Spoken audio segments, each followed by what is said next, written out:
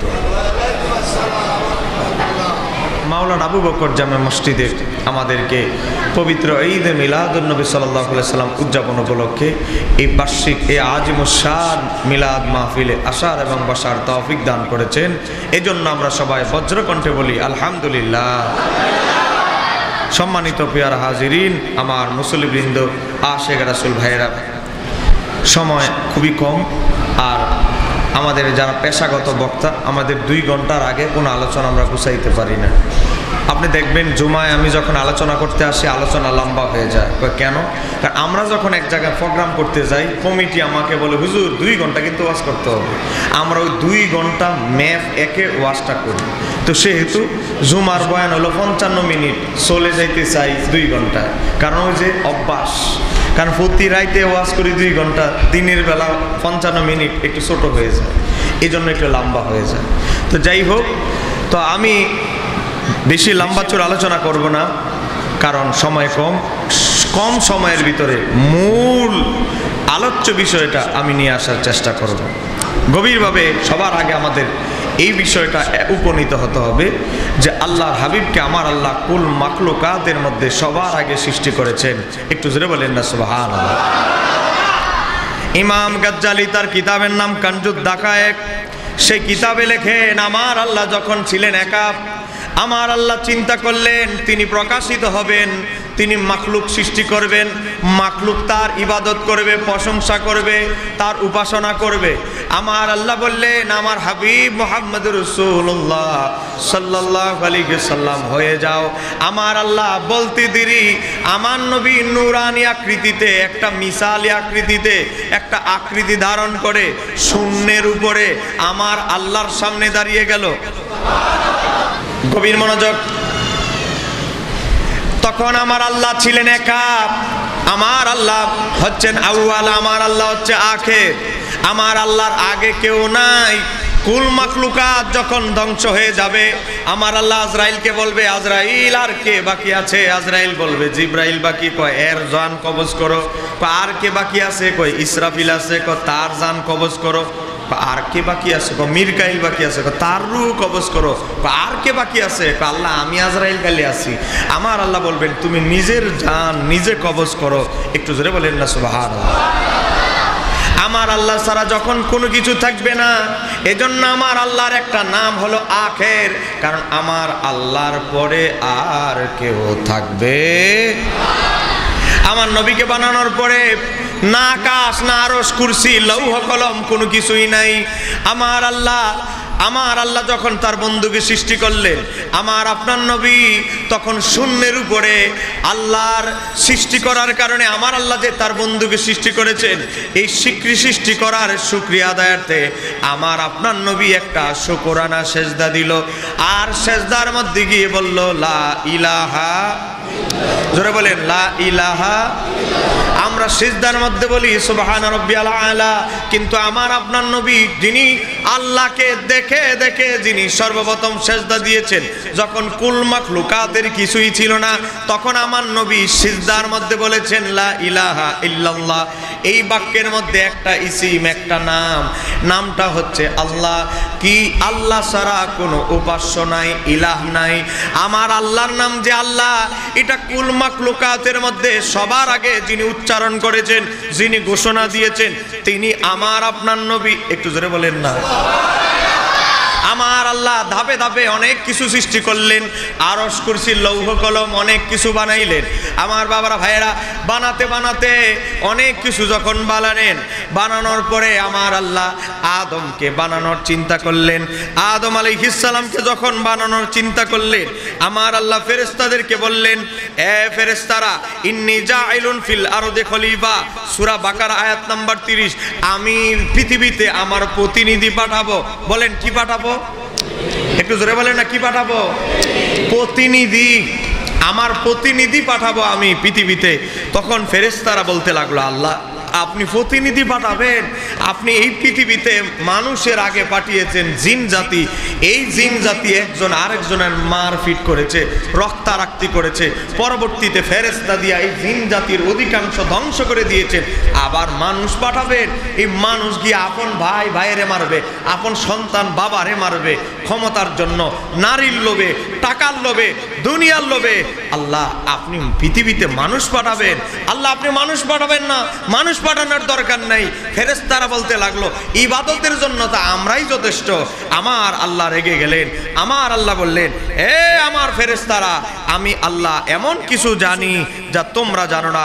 আমার আল্লাহ তখন বললেন, কলা ইন্নী আলামু, আমি আল্লাহ এমন অধিক এমন বিষয়ে জানি মালা তা'লামুন, তোমরা সেটা জানো না। এই ফেরেশতারা আমার আল্লাহর সিদ্ধান্তের বিরোধিতা করার কারণে আমার আল্লাহ 8 বছর আখিরাতে তাদের সাথে কথা বলে নাই, কথা বন্ধ করে দিয়েছে।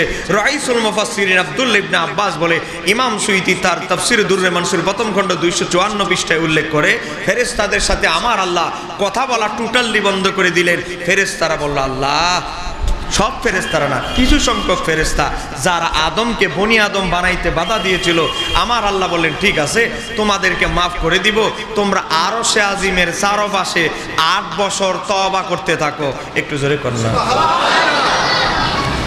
আমরা অনেকে সমাজে ওয়াজ বলে, কি বলে, কয় ফেরেশতার কোনো ভুল নাই, শয়তানের কোনো ভুল নাই। আমি বলবো এই কথাটা যে অশুদ্ধ, এটাতেও কোনো ভুল নাই। কারণ সর্বপ্রথম ভুল করেছে ফেরেশতারা, তারপরে ভুল করেছে ইবলিস, তারপরে ভুল করেছে আদম হাওয়া। আদম হাওয়া সিরিয়ালে 3 নম্বরে। আমার বাবারা ভাইরা, হযরতে আদম আলাইহিস সালামের সৃষ্টির বিরোধিতা করার কারণে আমার আল্লাহ 8 বছর বললেন তোমরা তাওয়াফ করতে থাকো আরশের আশেপাশে। আমার বাবারা ভাইরা, আদম আলাইহিস সালামকে বানানোর জন্য আমার আল্লাহ প্রথমে সর্বপ্রথম পাঠালেন জিবরাইলকে। জিবরাইল যখন পৃথিবীতে আসলো, মাটি কান্না করতে লাগলো, জমিন কান্না করতে লাগলো, হে জিবরাইল তুমি ফেরত চলে যাও, ফেরত চলে যাও, আমি মাটি দিব না, আমি পৃথিবী থেকে জমিন থেকে মাটি দিব না। কেন দিবে না? জিবরাইল বলে, মাটি তুমি কেন দিবে না? আমি তো আল্লাহর পক্ষ থেকে এসেছি। এই কারণে দিব না, আপনি আমার মাটি দিয়ে এমন বনি আদম বানাবেন, আবার আমার জমিনের উপরে রক্তারক্তি করবে, কাটাকাটি করবে, গুনাহ করবে, জানা ব্যভিচার করবে, উল্টা পাল্টা কাজ করবে, এই জমিনের মাটি দিয়ে আমি আদম বানাইতে দিব না। জিবরাইল আলাইহিস সালাম জমিনের কান্না দেখে, জিবরাইলের মনটা একটু নরম তো, জমিনের কান্না দেখে জিবরাইল তখন চলে গেলেন। চলে যাওয়ার পরে আমার আল্লাহ পাঠালেন জিবরাইলের পরে মিরকাইলকে, তারপরে ইসরাফিলকে। আমার আল্লাহ সর্বশেষ পাঠাইলেন, হে আজরাইল, সর্বশেষ ৪র্থতম বার তোমারে পাঠাচ্ছি, তুমি অসফল হলে চলবে না, তুমি আদমের দেহের মাটি নিয়ে আসতেই হবে। একটু জোরে বলেন না। আবার আজরাইল আলাইহিস সালাম পৃথিবীতে আসলেন। এই পৃথিবীতে আসলেন, আসার পরে পৃথিবী কান্না করতে লাগলো, বলতে লাগলো, হে আজরাইল তুমি চলে যাও, তুমি ইসরাফিলের মতো, মিরকাইলের মতো, জিবরাইলের মতো তুমিও চলে যাও। কয় আমি চলে যাওয়ার জন্য আসি নাই, আমার নাম আজরাইল, তোমার কান্নায় আমার কিছু আসে যায় না, আমার এখন দরকার আল্লাহর হুকুমের বাস্তবায়ন। একটু জোরে বলেন। আজরাইল আলাইহিস সালাম মাটি নিলেন, মাটি নেওয়ার পরে আদমের দেহটা বানানো হলো। বাকি আছে মাথাটা, বলেন বাকি আছে কি? চেহারা মানুষের কেমন হবে এটা ফেরেশতারা জানে না। এই যে মানুষের ডিজাইনটা কেমন হবে, মানুষের নাক কোন জায়গায় ফিটিং হবে, কানগুলো কোথায় থাকবে, চোখগুলো কোথায় ফিটিং হবে, এটা তো ফেরেশতারা জানে না, আজাজিলও জানে না, কেউ জানে না। কারণ আদমের আগে তো কোনো মানুষের গঠন আমার আল্লাহ বানায় নাই। আমার আল্লাহ তার কুদরতি হাতে আদমের চেহারাটা বানালেন। একটু জোরে বলেন। বানানোর পরে শরীরটা হলো কাঁচা, জোরে বলেন, বডিটা হলো কি? কাঁচা। আমার আল্লাহ বলেন শুকা, বডিটা একটু শুকাক। ইবলিশে বলে শুকানের আগে, এই যে ইবলিশ যারে আমরা ইবলিশ বলি, তার নাম তখন ছিল আজাজিল। আজাজিল বলে আদমের বডি নাকি বানানো হয়েছে, একটু ঘুরে গিয়ে দেখে আসি আদম দেখতে কেমন। এই আদম নিয়ে কত ফারাফারি, কত কিছু ফেরেশতাদের বাধা। আদম আলাইহিস সালামকে দেখতে চলে গেলেন ইবলিশ, জোরে বলেন কে? ইবলিশ। ইবলিশ আদমের দেহ কাছে গেলেন, যাওয়ার পরে নাক দিয়া ঢুকলো, পায়খানা রাস্তা দিয়ে বের হলো, পায়খানা রাস্তা দিয়ে ঢুকে নাক দিয়া মুখ দিয়ে বের হয়। মানে এক কথায় আদমের বডির সাথে একটা বেয়াদবি, বেয়াদবি করতে লাগলো। আমার বাবারা ভাইরা, আপনারা বলেন আমার আল্লাহ দেখে কি দেখে না? জোরে বলেন জানে কি জানে না? আমার আল্লাহ বলে এ আজাজিল, তুমি আমি আল্লাহ যার কুদরতি চেহারাটা বানিয়েছি আদমের, তার দেহের সাথে তুমি ফাজলামানি করো। ও চিরেই তোমাকে জ্ঞানের প্রতিযোগিতার আয়োজন করে এই আদমের সামনেই নাকানি সুবানি খাওয়াবো। একটু জোরে করেন। আমার আল্লাহ আদমের দেহের ভিতরে যখন রুটা দিতে গেলেন, আদমের দেহ থেকে রু বেরিয়ে যায়, দেহের ভিতরে রু দেয়, বেরিয়ে যায় একবার, দুইবার, তিনবার। আদম আলাইহিস সালামের রুকে আমার আল্লাহ বলেন, এ আদমের রু, তুমি কেন বেরিয়ে যাচ্ছ বারবার? আল্লাহ, ঘরের ভিতরে, খাঁচার ভিতরে শুধু অন্ধকার আর অন্ধকার, এই অন্ধকারের ভিতরে আমি রূহ বসবাস করতে পারবো না। তখন আমার আল্লাহ তার হাবিবের নূর মুহাম্মাদি নূর মুবারক আদমের পেশানিতে রেখে দিলেন। তারপরে আদম আলাইহিস সালামের দেহের ভিতরে রুটা ফিটিং হলো, শরীরটা এখনো কাঁচা, ভালো করে শুকাই নাই। আদম আলাইহিস সালামের রূহ যখন দেহের ভিতরে দেওয়া হলো, আদম আলাইহিস সালাম বলে, সর্বপ্রথম আমার মাথাটা এভাবে উঁচু করলাম, আমি দেখলাম আমার প্রথম নজর, চোখের প্রথম পলকেই দৃষ্টি চলে গেল আরশে আজিমের পায়ায় লা ইলাহা ইল্লাল্লাহু মুহাম্মাদুর রাসূলুল্লাহ সাল্লাল্লাহু আলাইহি সাল্লাম। চিৎকার দিয়ে বলা যাবে কি সুবহানাল্লাহ। আদম আলাইহিস সালাম এই জান্নাতের ভিতরে বসবাস করতে লাগলেন। আমার আল্লাহ দুইটা মিটিং করেছেন। একটা মিটিং হচ্ছে সমস্ত রূহের সাথে, সেখানে মাওলানা আবু বকর জামে মসজিদের মুসল্লি আপনারাও ছিলেন। আমার আল্লাহ একটা মিটিং এর আয়োজন করলেন, কনফারেন্সের আয়োজন করলেন। সেটা হচ্ছে সমস্ত রূহের সাথে, সমস্ত মানবের রূহের সাথে সমস্ত রূহগুলোকে উপস্থিত করলেন। আমার আল্লাহ হলেন প্রধান অতিথি। জোরে বলেন আল্লাহ হলো, আরো জোরে বলেন না, প্রধান অতিথি। আর আমার নবী হচ্ছে বিশেষ অতিথি। আমার নবীকে একটা সাইডে দাঁড়া করে রেখেছেন। আমার আল্লাহ সমস্ত নবী আম্বিয়া সহ সব রূহকে বলতেছেন, আলাস্তু বিরব্বিকুম, আমি কি তোমাদের রব নই? তখন হা করে সবাই তাকায় আছে, উনি মানে আল্লাহই রব না আর কেউ রব? এটা তো তারা জানে না। মাত্র কিছুক্ষণ আগে, কিছুদিন আগে তাদেরকে বানানো হয়েছে, তারা এখনো আল্লাহর পরিচয় লাভ করতে পারে নাই। আমার নবী তখন বলতে লাগলেন, আমার নবী কলা তখন বলতে লাগলেন, বালা, হ্যাঁ অবশ্যই অবশ্যই আপনি আমাদের সবার রব। একটু জোরে বলেন। তখন আমার নবী আমার আল্লাহকে স্বীকারোক্তি দেওয়ার পর সব আম্বিয়া কেরামের রূহ, পৃথিবী বিশ্ববাসীর রূহ, তখন তারা সবাই সমসুরে আওয়াজ দিয়ে এক সুরে বলতে লাগলো, কলু বালা, হ্যাঁ হ্যাঁ হ্যাঁ আপনি তো আমাদের রব। আমার নবী আল্লাহরে চিনানোর কারণে বিশ্ববাসী, আমি আপনি সমস্ত আম্বিয়া কেরাম আমার আল্লাহকে চিনেছে। একটু জোরে করুন। তা আমার নবী সবার আগে চিনার কারণ আমার নবীর সৃষ্টি অন্যান্য নবী রাসূল আমার আপনার আগে। একটু জোরে করুন। যাই হোক, এবার আসেন গভীর মনোযোগ। হযরতে আদম আলাইহিস সালামকে আমার আল্লাহ বানালেন, রূহের সাথে মিটিং করলেন। এবার আমার আল্লাহ আরেকটা মিটিং এর আয়োজন করলেন, অনুষ্ঠানের। সেই অনুষ্ঠানে আমার আল্লাহ পাবলিক আমারে আপনারা রাখে নাই, সেখানে শুধু রাখছেন নবী আর রাসূল। জোরে বলেন নবী আর, জোরে বলেন নবী আর। এখানে পাবলিকের জায়গা নাই, শুধু নবী আর রাসূল, তাদেরকে একসাথে করলেন।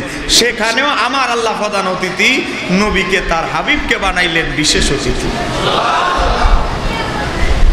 আমার বাবারা ভাইয়েরা, এই ঘটনাটা আমার আল্লাহ সূরা আলে ইমরানের 81 নম্বর আয়াতে আমার আল্লাহ বলতেছে, আমি সমস্ত নবীদের থেকে অঙ্গীকার নিলাম, হে আম্বিয়া কেরাম, তোমাদেরকে কাউকে আমি নবী বানাবো, কাউকে আমি রাসূল বানাবো, তোমাদেরকে কিতাব দিব, হিকমত দিব, কিন্তু শর্ত হচ্ছে কয়েকটা। এক নাম্বার হলো আমার হাবিব যখন আগমন করবে, সুম্মা জাআকুম, তখন তোমাদের কাছে যদি আমার হাবিব রাসূলুন, আমার রাসূল চলে আসে, আমার হাবিব চলে আসে, এক নাম্বার কাজ হচ্ছে মুসাদ্দিকুন, তোমরা আমার হাবিবকে সত্যায়ন করবে, নবীর পক্ষে থাকবে। একটু জোরে বলেন না। এক নাম্বার। তারপরে আমার হাবিবের পক্ষে থাকবে, ঈমান আনবে, আমার হাবিবকে সাহায্য করবে। এরপরে আমার আল্লাহ বললেন, তোমরা কি এই বিষয়টা স্বীকার করো? কলু, তারা সবাই বলল আল্লাহ আমরা আকরার না, আমরা স্বীকার করলাম। কলা, আমার আল্লাহ বললেন স্বীকার করলেই হবে না, তোমরা সাক্ষী থাকো। ফাশহাদু, তোমরা সবাই সাক্ষী থাকো। ও আনা মাআকুম মিনাশ শাহিদিন, আর আমি আল্লাহও সাক্ষী। আমার নবী যখন আসবে তোমাদের নবুয়তি শেষ, এবং আমার নবী যদি তোমাদের জামানায় নাও আসে, তোমাদের দায়িত্ব হলো আমার নবীর মিলাদের আগমন, আমার নবীর পৃথিবীতে আগমনের আলোচনা অ্যাডভান্স তোমরা তোমাদের উম্মতের কাছে পৌঁছায় দিবা। গভীর মনোযোগ। সমস্ত আম্বিয়া কেরাম স্বীকৃতি দিলেন যে হ্যাঁ ঠিক আছে, আল্লাহ আমাদেরকে নবী বানাও, রাসূল বানাও, তোমার হাবিবের যত তাজিম করা দরকার আমরা দুনিয়াতে করব, তাও আমাদেরকে নমিনেশন দাও, নবীর নমিনেশন দাও, কাউরে রাসূলের নমিনেশন দাও। আমার আল্লাহ বললেন ঠিক আছে, তোমাদের কাউকে আমি নবী বানাবো, কাউকে আবার রাসূল বানাবো। একটু জোরে বলেন না সুবহানাল্লাহ।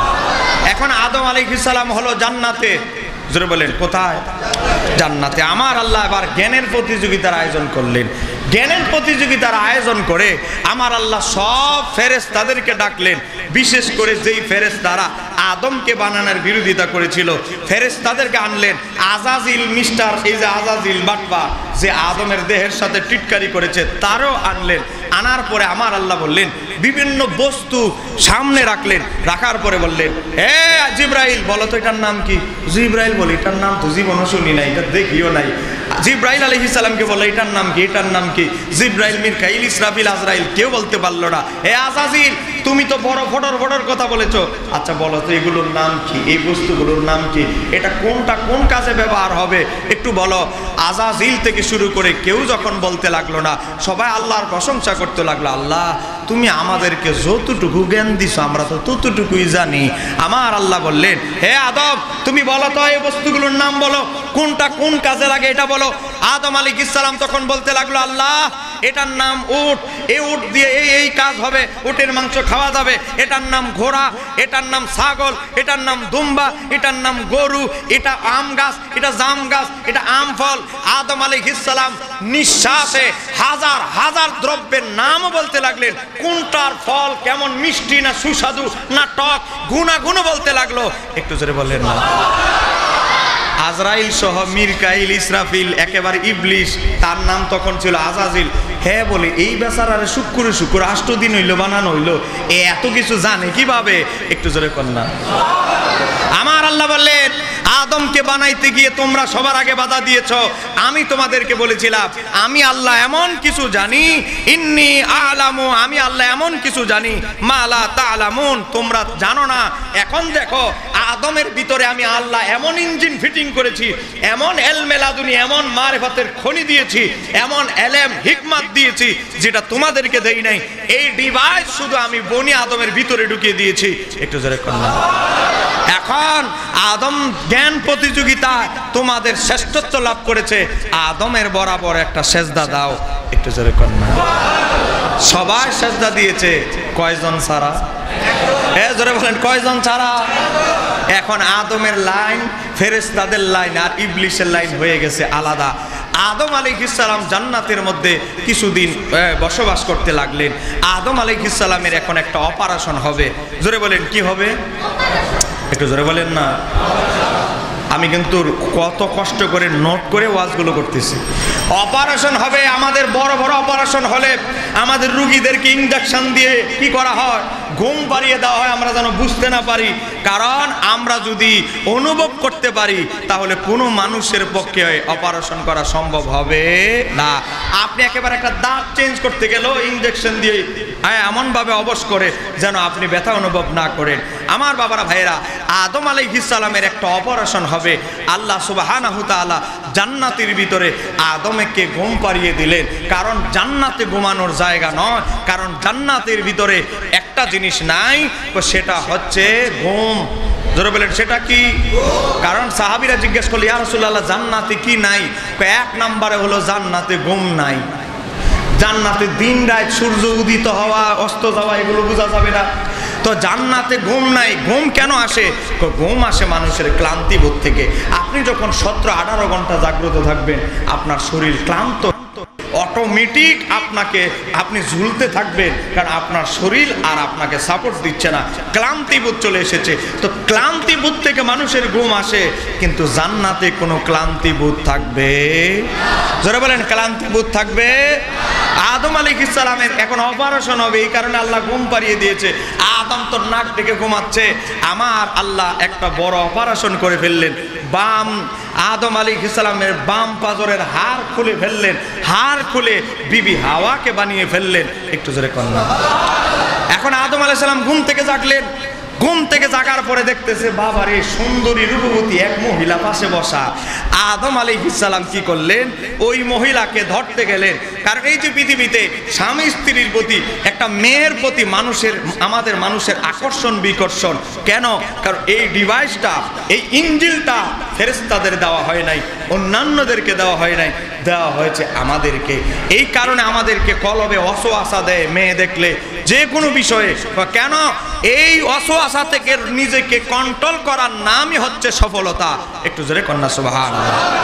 এখন আদম আলাইহিস সালাম বিবি হাওয়াকে ধরতে গেলেন, ফেরেশতারা বলে হে আদম আপনি কি করতেছেন, থামেন, আপনি ওনাকে ধরতে যাচ্ছেন কেন? কেন? আমি তো শুনেছি আমার অপারেশন করে, আমার ঘুমের মধ্যে অচেতন অবস্থা অপারেশন করে বাম পাজরের হাড় থেকে এই হাওয়াকে বানানো হয়েছে, হাওয়াকে আমি শুইতে পারবো না, তো কে শুইতে পারবে? ফেরেশতারা বলল এ আদম তুমিও শুইতে পারবা, কিন্তু একটা শর্ত আছে, সেটা হচ্ছে সে তোমার জন্য হালাল হওয়ার জন্য মহারানা পরিশোধ করতে হবে। একটু জোরে বলেন, বলেন কি পরিশোধ করতে হবে? মহারানা। দেখেন আল্লামা মোল্লা আলী কারি 500 বছর আগে মাওয়ারিদুর রাবির মধ্যে তিনি নবীর মিলাদুন নবীর উপরে একটা রিসালা লিখেছে, সেখানে উল্লেখ করছেন ইমাম ইবনু জাওজির 1000 বছর আগের কিতাব থেকে নকল করে, যে আদম আলাইহিস সালাম ফেরেশতাদেরকে বললেন, হে ফেরেশতারা আমি তো জানি মহারানা আদায় করে মানুষ টাকা দিয়া, গয়না দিয়া, পয়সা দিয়া, টাকা দিয়া, তো জান্নাতে তো টাকা পয়সা আর হাট বাজার নাই, লেনদেন নাই, তা আমি কি দিয়ে আমার স্ত্রীর মহারানা আদায় করব? আমার ফেরেশতারা বলল আপনি আল্লাহকে সওয়াল করেন। তখন আদম আলাইহিস সালাম বলতে লাগলো, ফাকালা ইয়া রাব্বি, ও আমার রব, ও আমার প্রতিপালক, ও আমার রব, হে আমার রব, আমাজা, কি দিয়ে আমি এই প্রতিদান, এই মহারানা আদায় করব?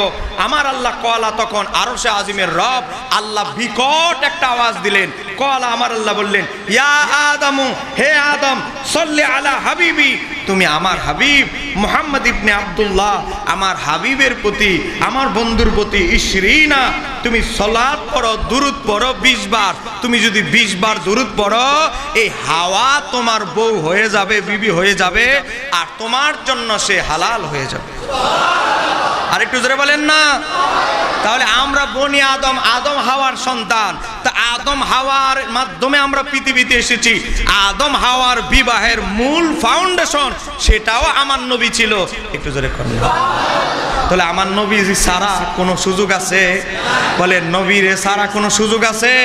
সুযোগ নাই। আমার বাবার ভাইরা, ফাআলা, হযরত আদম আলাইহিস সালাম সেটাই করলেন। এবার বিবি হাওয়া আদম আলাইহিস সালাম জান্নাতে বসবাস করতে লাগলেন। ইবলিসে কয় এই আদমের কারণে আমি অপমানিত, লজ্জিত, আমারে আল্লাহ একেবারে বরখাস্ত করে দিয়েছে, এই আদমরে আমি এত সহজে ছাড়বো না। কথা কাটা ঠিক কেটে লাগতে লাগতে এবার আমার বাবার ভাইয়েরা, আদম সাপের শুরুতে হাওয়া এবং বিবি হাওয়াকে কুমন্ত্রণা দিল। এজন্য শয়তান সবার আগে পৃথিবীতে স্ত্রীদের মাধ্যমে, নারীদের মাধ্যমে পুরুষদেরকে ধোঁকা দেওয়ার চেষ্টা করে। কথা কেন ঠিক করে। এজন্য নূহ আলাইহিস সালামের জামানা, নূহ আলাইহিস সালাম হচ্ছে পৃথিবীর সর্বপ্রথম রাসূল। এই ইবলিস নূহ আলাইহিস সালামের কাছে যখন দেখা করেছিল, আল্লাহর নবী নূহকে বলেছিল, ও আল্লাহর নবী নূহ, আমি ইবলিস তো এত বড় অপরাধ করলাম, এত কিছু করলাম, যাই হয়েছে মা, আমি তো ভুল করে ফেলছি, আপনি আল্লাহর পক্ষ থেকে আমার পক্ষে একটু সুপারিশ করেন। তখন আল্লাহর নবী নূহ আলাইহিস সালাম আল্লাহর কাছে এই ইবলিসের পক্ষ থেকে সুপারিশের চেষ্টা করেছিল। আমার আল্লাহ বলেছিল আচ্ছা ঠিক আছে, ইবলিসের তওবা কবুল করো, ইবলিসকে গিয়ে বলো সে যেন আদমের কবর বরাবর একটা সেজদা দেয়। আজাজিল ইবলিস বলে আদম যখন জিন্দা ছিল তখনই সেজদা দেয় নাই, আর এখন তো আদম কবরে চলে গেছে, এখন সেজদা দিব, এটা আমার দ্বারা সম্ভব নয়। কারণ আমার আল্লাহ জানে আর ইবলিসের কপালে হেদায়েত, যারা বলেন হেদায়েত। এবার আসেন, আদম আলাইহিস সালাম পৃথিবীতে তাকে নামায় দেওয়া হলো, ওনাদের পোশাকগুলো পরে গেল, জান্নাত থেকে পাতা নিয়ে শরীর ঢেকে, তাদের শরীর কোনো রকম ঢেকে আমার আল্লাহ পৃথিবী থেকে নামায় দিলেন। একজন জেদ্দায়, একজন শ্রীলঙ্কার সিংহলে, এখনো বলা হয় আদম পাহাড় বলা হয়, সেখানে উনি ডান পা দিয়ে নেমেছে। যেই পাথরের উপরে আদম পা দিয়েছে এখনো আদম আলাইহিস সালামের পায়ের ছাপ সেখানে আছে। যেরকম না সুবহানাল্লাহ। আদম আলাইহিস সালাম পৃথিবীতে আসার পর 360 বছর কাঁদলেন। তিনি বললেন এক পর্যায়ে 360 বছর যখন হয়ে গেল, 360 বছর পরে আদম বললেন আসআলুকা বিহাক্কি, ও আমার রব, ও আমার প্রতিপালক, ইয়া রব্বি আসআলুকা বিহাক্কি মুহাম্মাদিন, আপনার হাবিবের দোস্তের উসিলায় আল্লাহ আপনি আমাকে মাফ করে দেন। একটু জোরে কন্যা সুবহানাল্লাহ। আমার আল্লাহ বলেন আমার বন্ধুকে কিভাবে চিনলে? আদম বলে আল্লাহ আমার দেহের ভিতরে যখন রূহ দিলা, মাথাটা উঠানোর পরে সর্বপ্রথম চোখ গেল আরশে আজিমের পায়ায়, আর তোমার পাশে আমি জিব্রাইল, মিরকাইল, ইসরাফিল, আজরাইল, কোন ফেরেশতা, কোন সম্মানিত সৃষ্টির নাম দেখি নাই, একজন ব্যক্তির নাম দেখেছি। তখনই আমি বুঝে ফেলেছি তিনি হচ্ছেন কুল মাকলুকাতের মধ্যে তোমার সবচেয়ে প্রিয়। জোরে করেন। আমার আল্লাহ বলে আদম তুমি ঠিক মতোই বুঝছো, তোমারে আমি এমন জ্ঞান দান করছি, আল্লাহ তোমাকে সঠিকটা বুঝার তৌফিক দিয়েছে। আমার বাবারা ভাইরা, আদমের 40 জোড় একজন সন্তান জন্মগ্রহণ করলো, এক জোড়া করে সন্তান জন্মগ্রহণ করতো বিবি হাওয়া, একজন ছেলে একজন মেয়ে। সর্বশেষ জন্মগ্রহণ করলো শুধু একজন ছেলে, তার নাম হযরতে শীশ। জোরে বলেন হযরত, আর জোরে কন্যা শীশ। তার সাথে কোনো বোন জন্মগ্রহণ করে নাই, একা জন্মগ্রহণ করলো। আপনারা জানেন পৃথিবীতে সর্বপ্রথম হত্যাকাণ্ড হলো হাবিল কাবিলের। হাবিল কাবিল এক ভাই আরেক ভাইরে মেরে ফেললো। এখন কাবিল তার ভাই হাবিলকে মেরে ফেললো। হাবিল ছিল সৎ, ন্যায়পরায়ণ, মুত্তাকি। আমার বাবারা ভাইয়েরা, কেন হত্যা সংগঠিত হয়েছে? শুধু একজন নারীর কারণে। জোরে বলেন কিসের কারণে? আরো জোরে বলেন কিসের কারণে? নারী। কারণ কাবিলের ভাগে মেয়ে পড়ছে কালো, হাবিলের ভাগে মেয়ে পড়ছে গিয়ে সুন্দরী। এখন সে বলে না, আমি সুন্দরীটারে বিবাহ করব। আল্লাহর যে বিধান, সেই বিধান সে মানতে চায় নাই। আগের পরের হিসাবে মেয়ে বিবাহ হতো, ছেলে আর মেয়ের। এখন সে রুলস সে ভঙ্গ করলো, হত্যা করে ফেললো আপন ভাইকে হত্যা করার পর আমার বাবারা ভাইয়েরা, এখন হযরতে শীশ আলাইহিস সালামের সাথে তো কোনো মেয়ে জন্মগ্রহণ করে নাই। একজন হত্যা করার পর একজন মেয়ে তো রয়ে গেল, ছেলে আনা মারা গেছে একজন, তার ভাগের মেয়ে তো রয়ে গেছে। আমার আল্লাহ হযরত শীশ আলাইহিস সালামের জন্য তাকে বাছাই করলেন। একটু জোরে কন্যা সুবহানাল্লাহ। এই শীশ আলাইহিস সালামের আদমের পেশানি থেকে শীশ আলাইহিস সালামের কপালে পেশানিতে নবীর নূর চলে গেল। আর শীশ আলাইহিস সালামের বিবির রহেমে গর্ভে চলে গেল। শীশ আলাইহিস সালামের পরবর্তী সন্তানের কাছে নূর ট্রান্সফার হয়ে গেল। আস্তে আস্তে নূহ আলাইহিস সালাম, আস্তে আস্তে ইব্রাহিম আলাইহিস সালাম আল্লাহর দরবারে দোয়া করলেন, আল্লাহ সর্বশ্রেষ্ঠ নবীকে তুমি আমার বংশে দান করো। একটু জোরে করুন, আর একটু জোরে বলেন সুবহানাল্লাহ। হযরতে শীশ ইব্রাহিম আলাইহিস সালাম দোয়া করার পর আমার আল্লাহ দোয়া কবুল করলেন। ইব্রাহিম আলাইহিস সালামের বিবি ছিল একজন। জোরে কোন কয়জন? তখন বিবি ছিল একজন, বিবি সারা। তিনি বলল আপনি যে দোয়া করলেন সর্বশ্রেষ্ঠ নবী আপনার বংশে আগমন করবে, আমি তো হইলাম বন্দা, আমার তো কোনো বাচ্চা কাচ্চা হয় না, তো আপনি সর্বশ্রেষ্ঠ নবী আপনার বংশে আসবে কিভাবে? আমি তো এখনো বাচ্চাই দিতে পারলাম না। তো আপনি একটা কাজ করেন, আমার কোনো হিংসা নাই, আমার কোনো বিদ্বেষ নাই, আমার একজন দাসী আছে হাজেরা, তাকে আমি আপনার জন্য উন্মুক্ত করে দিলাম, উৎসর্গ করে দিলাম। একটু জোরে কন্যা সুবহানাল্লাহ। তখন বিবি হাজেরার গর্ভে জন্মগ্রহণ করলো আল্লাহর নবী হযরতে ইসমাইল আলাইহিস সালাম। আর ইসমাইল আলাইহিস সালামের বংশেই এসেছে আমার নবী রাহমাতাল লিল। এবার আসেন হযরত ইব্রাহিম আলাইহিস সালামের গড়ে যখন কোল আলোকিত করে নবী ইসমাইল আসলেন, তখন বয়স মাত্র ছোট। তখন আমার আল্লাহ জিব্রাইলকে পাঠালেন, জিব্রাইল তুমি আমার খলিলের কাছে চলে যাও, আমার হাবিব যেই জায়গায় আগমন করবে ওই জায়গা যেন আবাদ করা শুরু করে। ইব্রাহিম আলাইহিস সালামের কাছে আসলো। ইব্রাহিম আলাইহিস সালাম বোরাকে উঠে ওনার সন্তান ইসমাইলকে নিয়ে, বিবি হাজেরাকে নিয়ে বোরাকে রওনা দিলেন। আস্তে আস্তে আসলো এই যে মক্কা, বর্তমানে যে কাবা ঘর, এই মক্কা এই জায়গা ছিল এক সময় মরুভূমি। এই জায়গায় আসলেন। আসার পরে জিব্রাইল বললেন নামেন, আল্লাহর খলিল নামেন, বোরাক থেকে নামেন। ইসমাইল নামলো, বিবি হাজেরা নামলো। জিব্রাইল আলাইহিস সালামকে ইব্রাহিম নবী প্রশ্ন করে, ও জিব্রাইল এখানে তো মরুভূমি, আশেপাশে তো কিছু নাই, এই জায়গায় যদি আমার এই সন্তান, শিশু সন্তানকে রেখে যায়, না খায় দু পাশে মরে যাবে। আমার হযরতে ইব্রাহিম খলিল যখন এই কথা বললেন, জিব্রাইল আলাইহিস সালাম বললেন, আমার আল্লাহ হচ্ছে উত্তম রিজিক দাতা, আপনি এই জায়গায় এনেছেন, এটা কোন জায়গা জানেন? কয়টা কোন জায়গা? কয় এটাই হচ্ছে সেই জায়গা যার ব্যাপারে আপনি দোয়া করেছেন, যেই নবী আপনার বংশে আসার জন্য দোয়া করেছেন, এটাই হচ্ছে সেই জায়গা।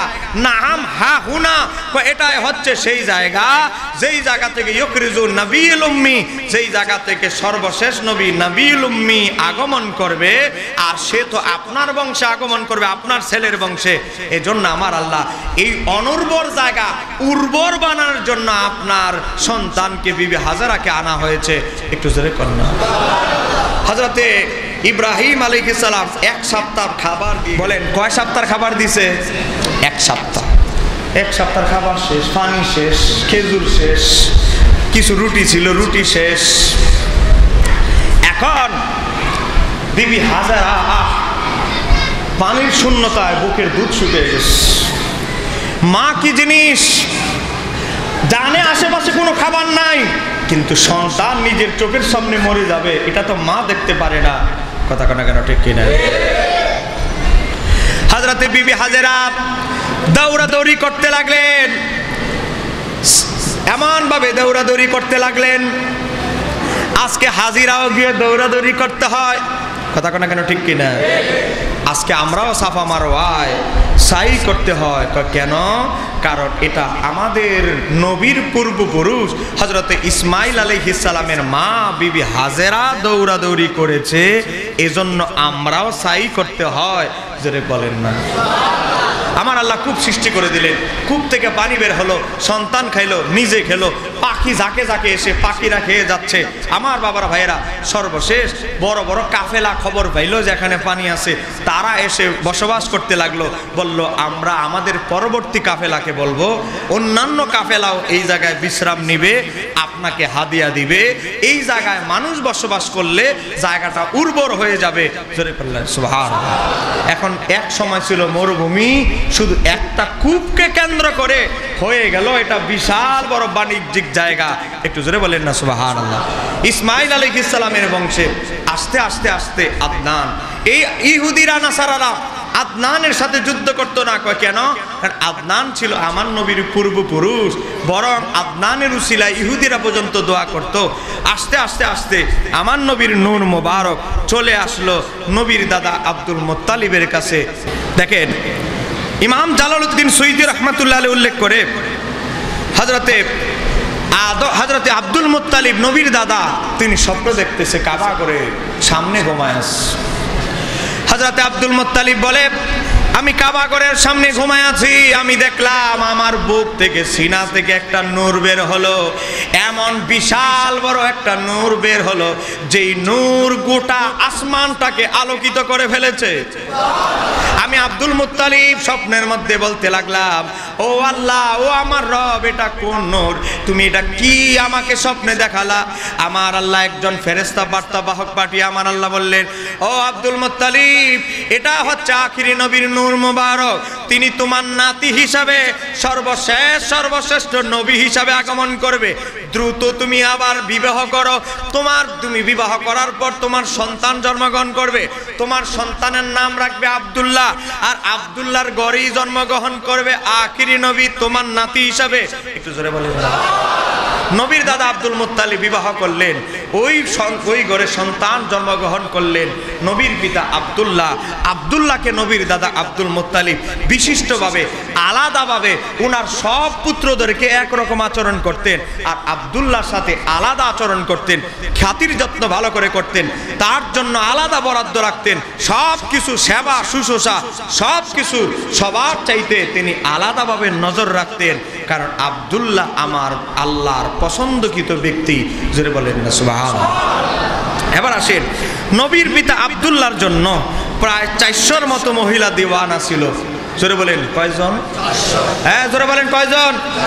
নবীর পিতার জন্য দিওয়ানা ছিল 400 মহিলা, 400 নারী। 400 নারী নবীর পিতার জন্য পাগল। নারীরা রাস্তায় শুধু উকি ঝুঁকি মারত শুধু আব্দুল্লাহকে দেখার জন্য।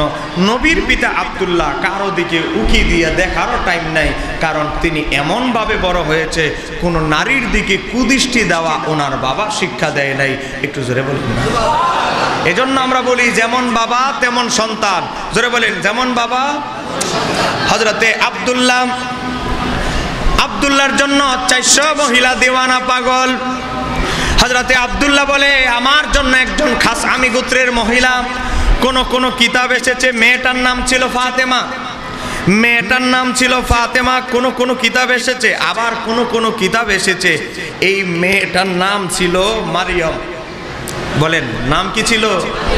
দুইটা নামই কিতাবে এসেছে। এবার আসেন, দুইজন সাহাবী দুইটা নাম ব্যবহার করেছে। এই মেয়ে মারিয়াম হযরতে নবীর পিতা আব্দুল্লাহর সামনাসামনি এসে দাঁড়ালেন, যেমন আমি এখানে দাঁড়ানো, রাস্তা পথ আটকে দাঁড়ালেন। দাঁড়িয়ে নবীর পিতা আব্দুল্লাহকে বললেন, আব্দুল্লাহ আমি বনি খাস আমি গোত্রের একজন মেয়ে, আমার বাবার একমাত্র মেয়ে, আমি আমার বাবার উত্তরাধিকারী, আমি তাওরাত কিতাবের হাফেজা, আমি এক খোদা এক ঈশ্বরে বিশ্বাসী। তুমি যে এক খোদায় বিশ্বাসী, আমিও এক খোদায় বিশ্বাসী। সুন্দরী, শিক্ষিতা, লিখতে জানি, পড়তে জানি, সব কিছু আমার ঠিক আছে। হে আব্দুল্লাহ আমি অন্যান্য মেয়েদের মতো নয়, তুমি শুধু আজকে এক রাতের জন্য আমাকে বিবাহ করো। আমার বাবার গোটা যত সম্পদ আছে আব্দুল্লাহ আগামীকাল সব আমি তোমার নামে করে দিব। একটু জোরে বলেন না সুবহানাল্লাহ। আব্দুল্লাহ বলতে লাগলো, ও আমি আমার বাবার অনুমতি ছাড়া বিবাহ করতে পারবো? জোরে বলেন পারবো। বলে ঠিক আছে, তুমি যেহেতু এত কথা বলেছো, তুমি অনেক শিক্ষিতা, তোমার অনেক কোয়ালিটি আছে, তবে আমি এতটুকু ওয়াদা করি তোমার ব্যাপারে আমি আমার বাবাকে বলবো, কিন্তু আমার পক্ষে বাবার অনুমতি ছাড়া বিবাহ করা সম্ভব। এই তাওরাত কিতাবের হাফেজা মেয়ে তাওরাত কিতাব গবেষণা করে সে পেয়েছে আখিরি নবীর জন্মের শুভ আগমনের সময় খুব নিকটবর্তী হয়ে গেছে, এজন্য আর সময় দিতে চাচ্ছে না। নবীর পিতা আব্দুল্লাহ বলে, তুমি আজকে আমাকে সারাটা দিন সময় দাও, আমি আমার বাবার কাছ থেকে অনুমতি নিয়ে আসি। নবীর দাদা আব্দুল মুত্তালিবের কাছে যখন গেলেন, নবীর দাদা আব্দুল মুত্তালিব বলেন, আমার ছেলের জন্য এত মেয়ে দিওয়া না, আমার ছেলে কোনোদিন কোনো মেয়ের পক্ষে সুপারিশ করে নাই, আজকে যেহেতু এক মেয়ের সুপারিশ করা শুরু করেছে, বোঝা গেল আমার সন্তানের হৃদয়ে হয়তো এই মেয়ে একটু জায়গা করে নিয়েছে। শুভ কাজে আর দেরি করতে নেই, আমি আমার বন্ধু আব্দুল হাব জুহুরির মেয়ের সাথে আমেনার সাথে যে বিবাহ পাকাপোক্ত ওয়াদা করেছি, আমার ছেলের সাথে তার বিয়াটা তাড়াতাড়ি দেওয়াটাই আমার জন্য মঙ্গল। ছেলেকে নিয়ে আর দেরি করলেন না, সঙ্গে সঙ্গেই রওনা দিলেন নবীর মা আমেনার সাথে বিবাহ বন্ধনে আবদ্ধর জন্য। একটু জোরে বলেন না সুবহানাল্লাহ। হযরতে নবীর মা আমেনা রাদিয়াল্লাহু তাআলা আনহা, তার সাথে বিবাহ হয়ে গেল। নবীর মা আমেনা যখন নবীর পিতা আব্দুল্লাহর নিকটবর্তী হলেন, নবীর পিতা আব্দুল্লাহর কপালে বিবি আমেনা একটা চুমো খেলেন। চুমো খাইতে দেরি নবীর নূরে মুহাম্মাদি হযরতে বিবি আমেনার গর্ভে যাইতে দেরি নাই। আর একটু জোরে বলেন না। আমার বাবার ভাইয়েরা গভীর মনোযোগ, প্রত্যেকটার আমি এভিডেন্স বলছি। এই ওয়াকিয়াটা ঘটনাটা বর্ণনা করেছেন নবীর সাহাবী হযরতে আব্দুল্লাহ ইবনে আব্বাস রাদিয়াল্লাহু তাআলা, যিনি আমার নবীর আপন চাচাতো ভাই। হযরতে আব্বাসের শাহজাদা হযরতে আব্বাস আবার নবীর আপন চাচা ছিলেন। এবার আসেন, হযরতে আব্দুল্লাহ ইবনে আব্বাস বর্ণনা করে নবীর মা আমেনা যখন নবীর কপালে চুমু খেলেন নূর অদৃশ্য হয়ে গেল।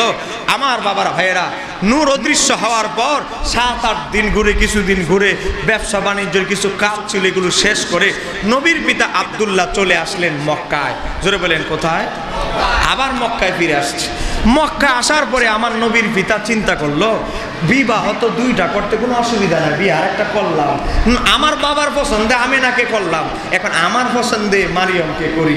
এখন মারিয়মের কাছে গেছে, যাওয়ার পর আমার বাবার ভাইয়েরা মারিয়মের কাছে গেল। দেখেন এই যে কিতাব আল খাসায়েসুল কুবরা লিখেছেন 9ম শতাব্দীর মুজাদ্দিদ ইমাম জালালউদ্দিন সুয়ুতী রহমাতুল্লাহ আলাইহি। একটু জোরে কন্যা মারহাবা। দেখেন এখানে ঘটনাটা উল্লেখ করা হয়েছে, পৃষ্ঠা নাম্বার 74। দেখেন এবার আসেন, আল্লাহর হাবিব সাল্লাল্লাহু আলাইহি সাল্লামের পিতা যখন মারিয়মের কাছে আসলেন, আসার পরে মারিয়মকে বলতে লাগলেন কাইফা হালুকা, তুমি কেমন আছো? মারিয়ম তখন কলাত, ওই মেয়ে ওই তাওরাত কিতাবের হাফেজা, সে বলতে লাগলো কলাত, সে বলতে লাগলো আমানান্তা, মিয়া আপনি কে? আমি তো পরপুরুষ, অপরিচিত মানুষের সাথে কথা বলি না, আমি ওই ধরনের মেয়ে নই। একটু জোরে কন্যা সুবহানাল্লাহ। নবীর পিতা আব্দুল্লাহ কয় আমার তো মনে হচ্ছে যেমন আসমান ভেঙে পড়বে। 2 দিন আগে শুক্র 8 দিন আগেও আমার পিছে পিছে ঘুরলা আমার বিয়ে করার জন্য, এখন 8 দিন পর 1 সপ্তাহ পরে তুমি আমারে চিনতেছো না? নবীর পিতা আব্দুল্লাহ বলতে লাগলো তুমি কি আমার সাথে মজা করো? আরে আমার নাম তো আব্দুল্লাহ, আমার বাবার নাম আব্দুল মুত্তালিব, আমি বনি হাশিম গোত্রের আব্দুল্লাহ। তখন ওই মহিলা বলতে লাগলো, তার ভাষাটা শোনেন, কলাত, ওই নারী বলতে লাগলো, মহিলা বলতে লাগলো তাওরাত কিতাবের হাফেজা, তিনি বলতে লাগলো লা মানতা হুয়া, কখনোই নয়, কখনোই নয়, তুমি কখনোই আগের আব্দুল্লাহ হতে পারো না। কেন আমি আগের আব্দুল্লাহ হতে পারি না?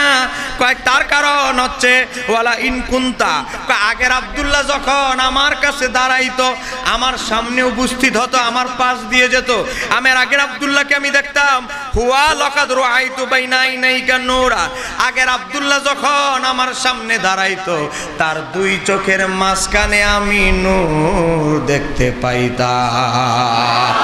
ওরে আব্দুল্লাহ মারা হুয়ালান, আমি এখন আর সেই নূর তোমার কপালে দেখতে পাই না। এ আব্দুল্লাহ, আল্লাহর কসম করে বলো তুমি নিশ্চয়ই কোনো এমন নারীর সাথে যোগাযোগ করেছো অথবা তুমি বিবাহ করে ফেলেছো, তোমার কাছে যেই নূর আমানত ছিল সেটা বিচ্ছিন্ন হয়ে গিয়েছে। কসমকে সত্য কথা বলো, তুমি এই 1 সপ্তাহের মধ্যে কোনো নারীর কাছে গমন করেছো কিনা? আব্দুল্লাহ বলতে লাগলো এ মারিয়ম তুমি সত্য বলেছো, 1 সপ্তাহ কিছুদিন আগে আমেনার সাথে আমার বিবাহ হয়ে গেছে। আমি বুঝতে পেরেছি, আমিও বুঝতে পেরেছি আমি কেন আগের চেয়ে হালকা হয়ে গেছি। আমার কাছে যে আমানতের বস্তু ছিল এটা এখন আমেনার কাছে চলে গিয়েছে। আরেকটু জোরে বলেন না সুবহানাল্লাহ। হযরতে এই হাদিসটা ইমাম বাইহাকি তার দালাইলুন নবুওয়াতের প্রথম খণ্ড 107 পৃষ্ঠা 108 পৃষ্ঠা বর্ণনা করেছে। আর ইমাম সুয়ুতী যিনি 75 বার আমার নবীকে সরাসরি দেখেছে, সেই ইমাম সুয়ুতী তার খাসায়েসুল কুবরা প্রথম খণ্ড 74 পৃষ্ঠা 182 নম্বর হাদিস হিসাবে উল্লেখ করেছে। এই একই হাদিস নবীর সাহাবী হযরতে সাদ ইবনে আবি ওয়াক্কাস রাদিয়াল্লাহু তাআলা বর্ণনা করেছে। সাদ ইবনে আবি ওয়াক্কাসের বর্ণনায় একটু ভিন্ন এসেছে, সেটা হচ্ছে 178 নম্বর রিওয়ায়াত। সে 178 নম্বর রিওয়ায়াতের মধ্যে বলেছে কলাত কয় লিআন্নাকা মারাতু বি, তুমি যখন আমার পাশ দিয়ে হেঁটে যাইতা কয় কি দেখতাম? বাইনা আইনাইকা নূরুন, আমি দেখতাম তোমার চোখের 2 চোখের মাঝখানে নূর মোবারক। একটু জোরে কন্যা সুবহানাল্লাহ। এটা কে বর্ণনা করছে জানেন? আশারায়ে মুবাশশারা 10 জন যেই সাহাবীদেরকে নবী এক নিঃশ্বাসে জান্নাতের সার্টিফিকেট দিয়েছেন, তাদের একজন হচ্ছে সাদ ইবনে আবি ওয়াক্কাস রাদিয়াল্লাহু তাআলা। সেই সাদ ইবনে আবি ওয়াক্কাস বর্ণনা করছে নবীর পিতার কপালে নূর ছিল, আর এই নূর নবীর মায়ের কপালে গিয়েছে। একটু জোরে কন্যা সুবহানাল্লাহ। তখন ওই মহিলা 2টা কথা বলেছিল, জোরে বলেন কয়টা? 2টা। তখন ওই মারিয়ম নামের মহিলা বলেছিল ও আব্দুল্লাহ রে, আয় আফসোস, আয় আফসোস, আমার বাড়ি ছিল, আমাদের পূর্বপুরুষের বাড়ি ছিল সিরিয়া, সিরিয়া থেকে শুধু আখিরি জামানার নবীর মা হওয়ার সৌভাগ্য অর্জন করার জন্য আমি মক্কায় এসেছি। আমার বাপ দাদার বাবার সব সম্পত্তি বিক্রি করে আমি মক্কায় এসেছিলাম শুধু আখিরি নবীর মা হওয়ার সৌভাগ্য অর্জনের জন্য। হে আব্দুল্লাহ, আমেনা সেই সৌভাগ্য অর্জন করে নিয়েছে। আমার বাবারা ভাইয়েরা, আল্লাহর হাবিবের নবীর পিতাকে বলতে লাগলেন, আমেনা বড় সৌভাগ্যবতী নারী। একটু জোরে বলেন না সুবহানাল্লাহ। আমেনা বড় সৌভাগ্যবতী নারী। আমেনাকে বলে দিও, আমেনা এমন এক নূর ধারণ করেছে, আমেনার যেই সন্তান গর্ভে ধারণ করেছে এই সন্তান কুল মাখলুকাতের মধ্যে সর্বশ্রেষ্ঠ। আর একটু জোরে বলেন না সুবহানাল্লাহ। হে আব্দুল্লাহ, আমি যেহেতু শেষ নবীর আখির নবীর মা হতে পারি নাই, আমি মারিয়ম জীবনে আর বিবাহ করব না। সত্যি ইতিহাসে এসেছে ওই মহিলা আর জীবনে কোনোদিন বিবাহ করে নাই। একটু জোরে বলেন না। নবী যখন মায়ের গর্ভে 1 মাস, জোরে বলেন কয় মাস? আমাদের পৃথিবীতে জন্মের সিস্টেম হচ্ছে কি, আমরা মায়ের গর্ভে যখন 40 দিন থাকি তখন রক্তপিণ্ড জমা হয়, তারপরে 40 দিন পরে গোস্তের টুকরা জমা হয়, তার 40 দিন পরে দেহ সৃষ্টি হয়, তার 40 দিন পরে দেহের ভিতরে রু দেওয়া হয়। কিন্তু আমার নবী যখন একেবারে প্রথম মাস 40 দিন হয় নাই, শুধু প্রথম মাসে মায়ের গর্ভে ট্রান্সফার হয়েছে নবীর পিতা থেকে, আমার নবীকে অসংখ্য আম্বিয়ায়ে কেরাম মা আমেনাকে স্বপ্নে সালাতু সালাম দিতে লাগলো। আর একটু জোরে বলেন না সুবহানাল্লাহ। হযরতে মা আমেনা বলে, আমি ঘুমায় রইলাম, একটা সুন্দর চেহারার অধিকারী ব্যক্তি, চুলগুলো কোকড়ানো সুন্দর চেহারার অধিকারী একজন ব্যক্তি আমার ছেলেকে সালাতু সালাম দিতে লাগলো। আমি বললাম, এই সুন্দর চেহারার অধিকারী ব্যক্তি আপনি কে? আপনাকে তো আমি চিনি না, জীবনে দেখিও নাই। তখন আদম আলাইহিস সালাম বলতে লাগলো, আমেনা রে, তুমি আমাকে চিনবা না, আমার নাম তুমি বহুবার শুনেছো, আমি হচ্ছি আদম সফিউল্লাহ। একটু জোরে বলেন না সুবহানাল্লাহ। আমি হচ্ছি আদম সফিউল্লাহ। ও আমেনা, তুমি আমার চিনবে না, তোমার গর্ভে আখিরে নবীর নূরে মুহাম্মাদি ট্রান্সফার হয়েছে, এজন্য আমি তোমাকে সম্মান তাজিম করার জন্য, তোমার সন্তানকে সালাম দেওয়ার জন্য আমার আল্লাহর পক্ষ থেকে আমি এসেছি। হযরতে আমেনা রাদিয়াল্লাহু তাআলা আনহা তারপরেও পুরাপুরি ভাবে একটু একই নচ্ছে না, চিন্তা করতেছে, আমি কি ভুল স্বপ্ন দেখলাম কিনা, আরেকটু অপেক্ষা করে আর কোনো স্বপ্ন টপ্ন দেখি কিনা। অপেক্ষায় রইলেন। দ্বিতীয় মাস যখন হয়ে গেল, নবীর মায়ের গর্ভে থাকার দ্বিতীয় মাস যখন চলে, নবীর মা হযরতে আমেনা রাদিয়াল্লাহু তাআলা আনহা বলে, আমি রওনা দিলাম শ্বশুর বাড়ি থেকে বাপের বাড়ি। জোরে বলেন, শ্বশুর বাড়ি থেকে মানে নবীর নানার বাড়িতে রওনা দিলেন। একটা উটের উপরে আরোহণ করে তিনি তার বাপের বাড়ি যাচ্ছে। তিনি দেখতে পাচ্ছেন একটা জঙ্গলের দিক থেকে দৌড়ায়া একটা বাঘ আর একটা হরিণ নবীর মায়ের দিকে আসতেছে। নবীর মা সুবহানাল্লাহ ইন্নালিল্লাহ পড়া শুরু করেছে, দোয়া পড়া শুরু করেছে, কারণ বাঘ আসতেছে তেরে। আমার নবীর মায়ের যখন নিকটবর্তী হলো, তাজিমের সাথে আমার নবীর মায়ের দিকে খেয়াল করে আমার নবীকে সালাতু সালাম দিতে লাগলো। আমার বাবারা ভাইরা, বাঘ হরিণকে দেখলে দৌড়ায়, আর বাঘ আর হরিণ আমার নবীকে একসাথে সালাতু সালাম দেয়। আমার নবীর মা বাঘ আর হরিণকে একত্রিত দেখে সুবহানাল্লাহ সুবহানাল্লাহ বলা শুরু করলেন। অবাক হয়ে গেলেন, আশ্চর্যিত হয়ে গেলেন। বাঘ আর হরিণকে একসাথে তো আমি জীবনেও দেখি নাই। আর বাঘ মানুষের মতো কথা বলে, সালাতু সালাম দেয়, বাঘেও মানুষের মতো কথা বলতে পারে, এমন বাঘ তো জীবনেও দেখি নাই। আমার বাবারা ভাইরা, গভীর মনোযোগ। হযরতে আমেনা রাদিয়াল্লাহু তাআলা যখন সুবহানাল্লাহ বললেন, বাঘের জবান আমার আল্লাহ খুলে দিলেন। বাঘ বলতে লাগলো, আমেনা রে, তুমি আমার জবানের কথা শুনে আমি মানুষের মতো কথা বলতে পারি বলে তুমি আশ্চর্যিত হয়ে গেছো। এ আমেনা, তোমার গর্ভে এমন সন্তান আছে, তিনি যখন পৃথিবীতে আসবেন তিনি এমন মুজিজা অলৌকিকত্ব দেখাবেন যেটা বিশ্ববাসী অবাক হয়ে যাবে। আমি আমার বাপের বাড়িতে যাওয়ার পরে আল্লাহর নবী ইদ্রিস নবীকে দেখলাম। ইদ্রিস নবীকে দেখার পরে তারপরে আরেকজন নবীকে দেখলাম। আমি চলে আসলাম শ্বশুর বাড়িতে। আমার শ্বশুরকে বললাম, ও আমার শ্বশুর, আমি কিছু অলৌকিকত্ব অনুভব করছি। আমাকে সুসংবাদ দেওয়া হচ্ছে আমি গর্ভবতী হয়েছি, কিন্তু গর্ভবতী হওয়ার যে আলামত, মেয়েদের মাসিক বন্ধ হয়ে যায়, পেটটা ফুলে যায়, ও শরীরে ওজন হয়, বমি বেশি হয়, টক খাইতে বেশি মনে চায়, আমার তো কোনো আলামতই আমার শরীরে শরীরের মধ্যে নাই। ও আমার শ্বশুর, আমি প্রথম মাসে আদম নবীকে সালাতু সালাম দিতে দেখলাম, ইদ্রিস নবীকে দেখলাম, ইব্রাহিম নবী, বড় বড় নবীদেরকে ধারাবাহিক আমি দেখতে লাগলাম। ও আমার শ্বশুর শোনেন, আমি যখন রৌদ্রের মধ্যে যাই, রৌদ্রে কাজ করতে যাই, দেখি আকাশের মেঘমালা আমাকে ছায়া দিতে থাকে। আরেকটু জোরে বলেন না।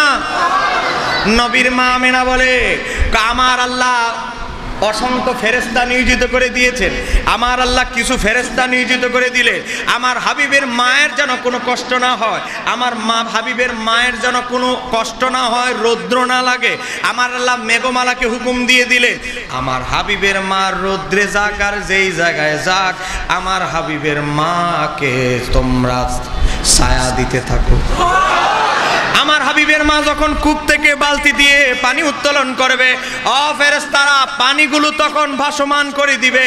আমার হাবিবের মা যেন কূপ থেকে পানি উত্তোলন করতে কষ্ট না হয়। আর একটু জোরে বলেন না সুবহানাল্লাহ।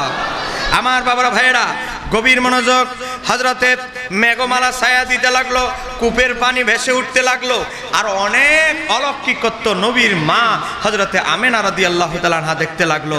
তখন নবীর দাদা আব্দুল মুত্তালিব বলল, ও আমার পুত্রবধূ আব্দুল্লাহর স্ত্রী, আমার নাতির মা, আমি তোমাকে সুসংবাদ দিচ্ছি, তোমার এই পুত্রের কথা আমি যখন সিরিয়ায় গিয়েছিলাম তখন তোমার পুত্রের সুসংবাদ আমি শুনেছি। একটু জোরে বলেন না, আর একটু জোরে বলেন না। তোমার পুত্রের বাস্তবিক পরিপূর্ণ সুসংবাদ আমি পেয়েছি। আমি যখন কাবা ঘরের সামনে ঘুমায় রইলাম, আমার আল্লাহ তোমার পুত্রের সোনালী এই মর্যাদা আমাকে আল্লাহ স্বপ্নের মাধ্যমে দেখিয়েছে। তাই অতএব আমেনা, তুমি এই অলৌকিকত্ব, তুমি যে অলৌকিক জিনিসগুলো দেখতে পাচ্ছ, এগুলো কাউকে বলতে পারবে না, কাউকে বলা যাবে না, তোমার জবান সংযত রাখতে হবে। সর্বশেষ আস্তে আস্তে আমার নবীর মার যখন সর্বশেষ মাসে উপনীত হলেন, সর্বশেষ ঈসা আলাইহিস সালাম স্বপ্নে আমার নবীকে সালাম দিলেন। জোরে কন্যা সুবহানাল্লাহ। এবার আসেন, আমার নবী পৃথিবীতে আসার যখন সময় নিকটবর্তী হয়ে গেল, আমার নবীর আসার যখন নিকটবর্তী হয়ে গেলেন, দিন বলে আল্লাহ দিনে তোমার বন্ধুরে পাঠাও, রাত বলে আল্লাহ রাইতে পাঠাও। আল্লাহ কয় কারে খুশি করবো আর কারে বাজার করব। আমার আল্লাহ বলে আমার বন্ধুকে আমি দিনেও পাঠাবো না, রাতেও পাঠাবো না। পাঠাবো কোথায়? পাঠাবো সুবহে সাদিকের সময়, না দিন না রাত। জোরে বলেন। আমার আল্লাহ যখন তার হাবিবকে পৃথিবীতে প্রেরণের সময় নবীর গণায় আসলো, হযরতে আব্দুল মুত্তালিব নবীর মা আমেনার খেদমতের জন্য দুইজন নারী সব সময় রেখে দিতেন। একজন হচ্ছে আবু লাহাবের দাসী সুয়াইবা, আর একজন হচ্ছে আমর ইবনে আসের মা। হযরতে আব্দুল মুত্তালিব বললেন, তোমরা আমেনার কাছাকাছি থাকবে, তার খেদমত করবে, সেবা করবে। জোরে বলেন না সুবহানাল্লাহ। আমার আল্লাহ বলে, আব্দুল মুত্তালিব, দাসী দিয়ে আমার নবীর গোলামি হবে না। আমি আল্লাহ জান্নাত থেকে জান্নাতের স্পেশাল কিছু রমণীকে আমার হাবিবের গোলামির জন্য, আমার হাবিবের মায়ের খেদমতের জন্য আমি নিযুক্ত করলাম। একটু জোরে বলেন না সুবহানাল্লাহ। কোথায় হাওয়া, কোথায় হযরত ঈসা আলাইহিস সালামের মা বিবি মারিয়ম, কোথায় আসিয়া রহিমা, তোমরা রেডি হয়ে যাও, জান্নাত থেকে তাসনিম পানি কোটার মধ্যে, পাত্রের মধ্যে নাও, আতর খুশবো যা আছে জান্নাতের সেন্ট সুগন্ধি, এগুলো নিয়ে আমি আল্লাহ একটা বিশাল বড় পাখির ব্যবস্থা করেছি, পাখির উপরে আরোহণ করো। এই পাখি আমার হাবিবের আগমনের জায়গায় আমেনার ঘরের কাছে তোমাদেরকে নামিয়ে দিয়ে আসবে। হযরতে আব্দুল মুত্তালিব বলে, আমি ঘুমায় রইলাম কাবা ঘরের সামনে আমি ঘুমায় আছি, স্বপ্নে দেখতেছি আকাশ থেকে বিশাল বড় একটা পাখি নামতেছে। এই পাখির উপরে চারজন মহিলা কিছু জিনিসপত্র নিয়ে আমেনার ঘরের কাছে নামলেন। আমেনার ঘরের মধ্যে ঢুকে গেলেন। মা আমেনা সুবহানাল্লাহ সুবহানাল্লাহ বলতে লাগলেন। এত সুন্দরী জান্নাতি রমণী, চেহারা থেকে নূর চমকাচ্ছে। অবাক হয়ে গেলেন, বলেন আমি তো দরজা খুললাম না। হযরতে বিবি আমেনা বলে, আমি দরজা খুললাম না, কিন্তু আপনারা কিভাবে ঢুকে গেলেন? হযরতে বিবি হাওয়া, হযরতে বিবি আসিয়া, হযরতে বিবি মারিয়ম রহিমা জবাব দেয়, আমরা পৃথিবীর অন্য 8-10টা নারীর মতো নয়, আমরা হচ্ছি জান্নাতের রমণী। আমরা জান্নাত থেকে থেকে এসেছি, আমরা এখন বর্তমানে পৃথিবীর বাসিন্দা নই। আমেরা, আমার নাম মারিয়ম, ওর নাম আসিয়া, তার নাম রহিমা, তার নাম ফেরাউনের স্ত্রী আসিয়া। একটু জোরে বলেন না। আমার নবীর মায়ের খেদমতের জন্য আমার আল্লাহ জান্নাত থেকে স্পেশাল তাদেরকে প্রেরণ করে দিলেন। আমার নবী পৃথিবীতে আসার সময় হয়ে গেল, সময় যেহেতু কম আমি কিছু কিছু জায়গা কেটে দিচ্ছি। আমার বাবারা ভাইরা, আমার নবী যখন পৃথিবীতে আগমন করলো, হযরতে মা আমেনা বলে আমার সন্তান যখন পৃথিবীতে আসে একটা নূর বের হলো, এমনভাবে আলোকিত হলো, সিরিয়া 1000 কিলোমিটার দূর হলো মক্কা থেকে সিরিয়া। আমার সন্তানের নূরের ঝলকে সিরিয়ার রাজপ্রাসাদগুলো আমরা দেখতে পেলাম। আরেকটু জোরে বলেন সুবহানাল্লাহ। হযরত আমর ইবনে আসের মা বলে আল্লাহর হাবিব যখন পৃথিবীতে আসলো, আসার পরে তার শরীর মোবারকে ছিল পোশাক পরিহিত অবস্থায়। আমার নবীর গোপন অঙ্গ পৃথিবীতে দেখবে, আমার নবীর জিসিম মোবারক কেউ দেখবে ভালো করে। আমার আল্লাহ তার হাবিবকে এমন পুত পবিত্রভাবে এমনভাবে এনেছে, আমার নবী যখন মায়ের গর্ভে থেকে পৃথিবীতে তাশরীফ এনেছেন, তখন ঘরটা এমনভাবে নুরানি আলোকিত হয়েছে। সুয়াইবা দাসী বলে, আমর ইবনে আসের মা বলে, আমরা তখন আমাদের চোখগুলো বন্ধ হয়ে গেল, আমরা গোটা ঘরে শুধু নূর নূর নূর ছাড়া আর কিছু দেখতে পেলাম না। আমাদের চোখ আল্লাহ বন্ধ করে দিল।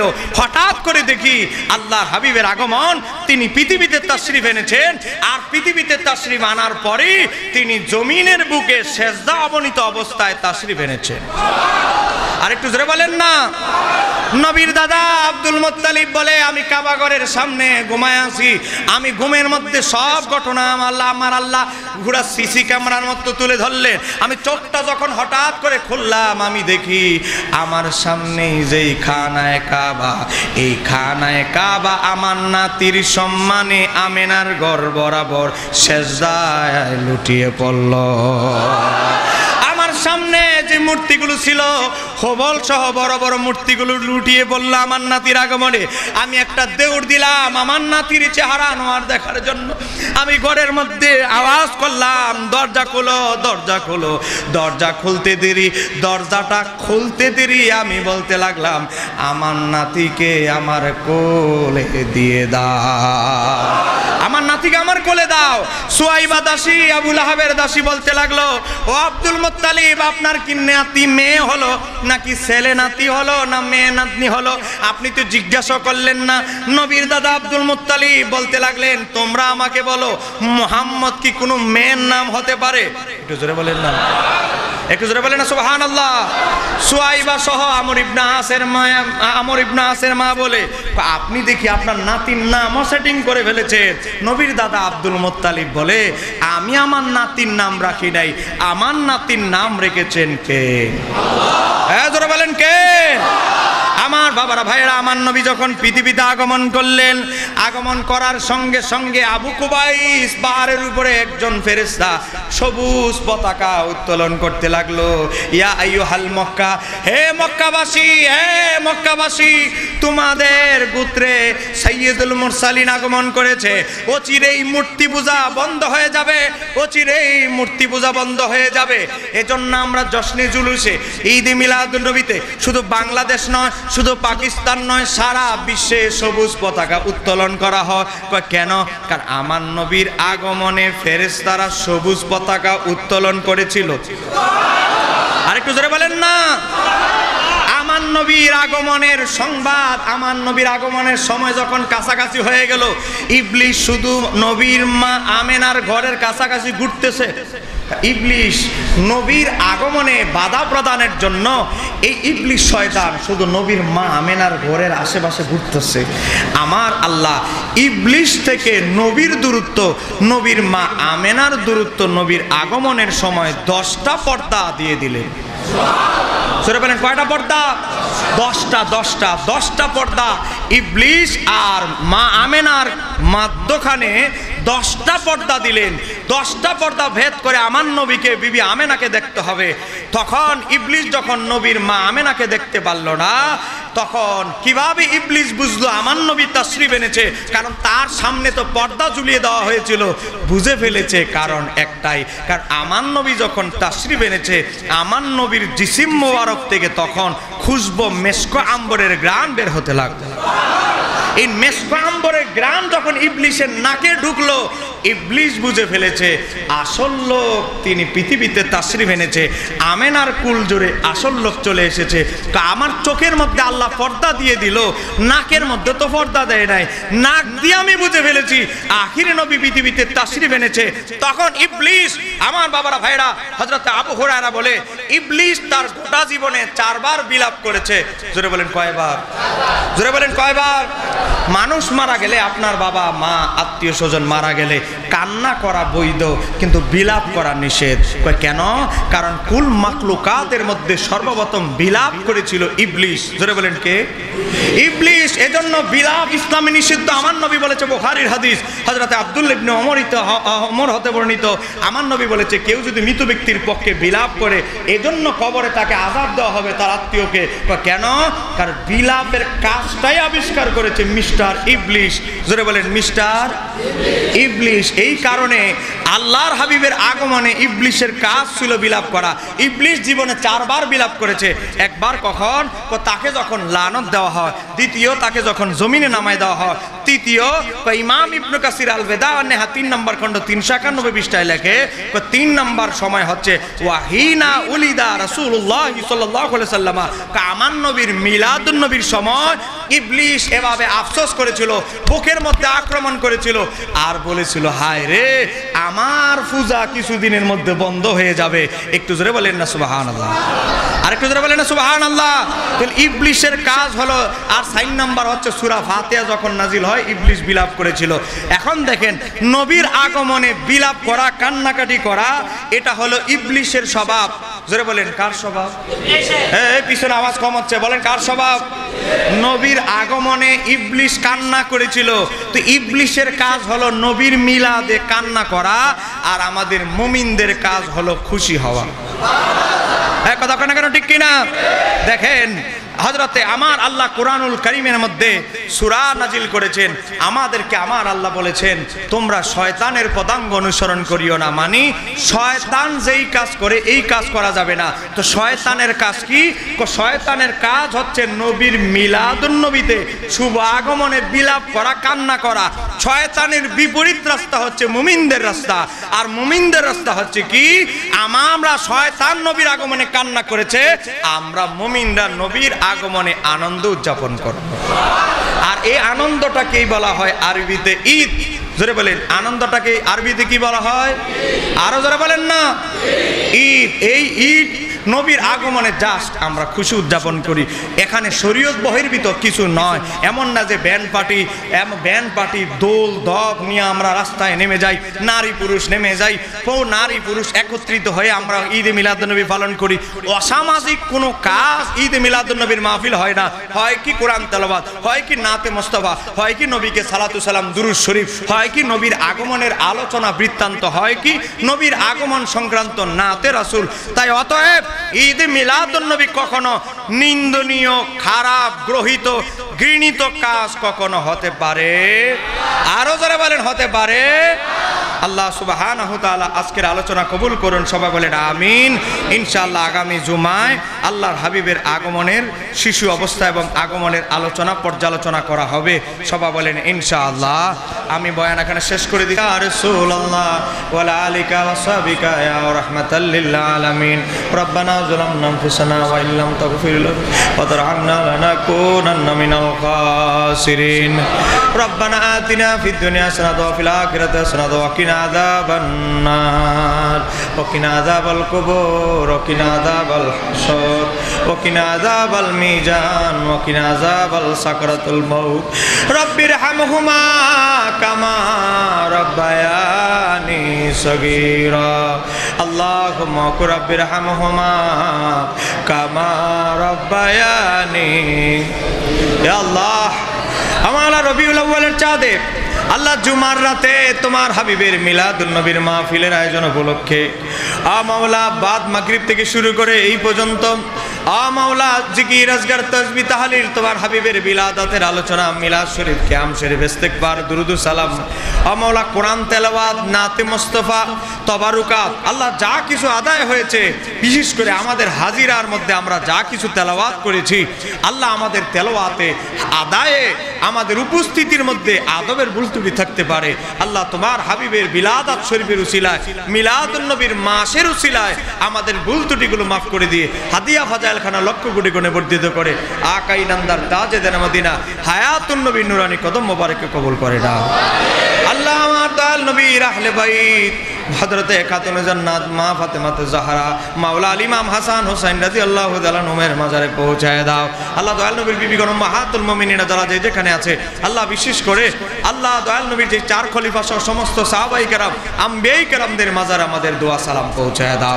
আল্লাহ চার তরিকার চার ইমাম, চার মাযহাবের চার ইমাম, বিশ্বের জমিনে বাংলার জমিনে যত আউলিয়ায়ে কেরামরা আল্লাহর ওলিরা শুয়ে আছে, যারা ইসলাম প্রচারে প্রকাশে সারা জীবন নিজের বিলিয়ে দিয়েছে, সেই সমস্ত বুজুর্গানি দিনের রুহে আমাদের দোয়া সালাম পৌঁছায় দাও।